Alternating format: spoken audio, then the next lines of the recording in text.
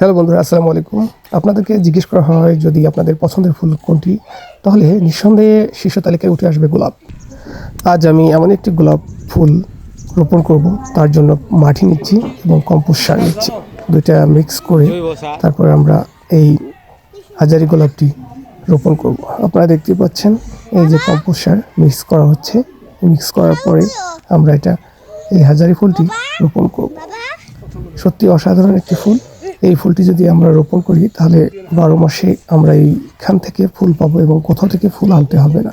প্রথমে কম্পোস্ট সারটি আমরা মিক্স করে নিয়েছি, তারপরে আমরা যে পাত্রে রোপণ করব সেখানে আমরা মাটিগুলো দিচ্ছি সুন্দরভাবে। দেওয়ার পরে গাছটা আমরা মুক্ত করে নিচ্ছি। প্রথমে আমরা এই গাছটার যে রোপণ ছিল সেখান থেকে যে কাগজটা আমরা ছিঁড়ে ফেলছি বা কেটে ফেলছি। কেটে ফেলার পরে আমরা এই গাছটি সুন্দরভাবে ওই বালতিতে রোপণ করব। সত্যি অসাধারণ একটি গাছ, যে সাদা গোলাপ, হাজারি গোলাপ অনেকেরই পছন্দ। আপনারা দেখতে পাচ্ছেন আমরা কাগজটা ছিঁড়ে ফেলছি।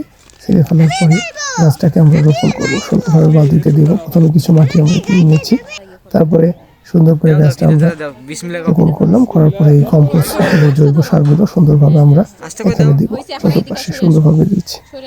আমরা বাপ ছেলে মিলে দুজন মিলে গাছটি রোপণ করছি। এমন একটি গাছ যদি আপনারা বাসায় রোপণ করেন তাহলে অন্য কোথাও থেকে ফুল সংগ্রহ করতে হবে না। এমনি যে 12 মাসে আপনারা এই গাছ থেকে ফুল সংগ্রহ করতে পারবেন।